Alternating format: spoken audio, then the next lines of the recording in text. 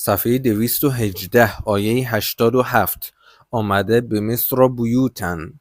مصر این کلمه در قرآن زیاد اومده. حالا مصر به چه معناست و تفاوت اون با مصرن در چیه؟ در اولی ر فتحه داره، در دومی تنوین.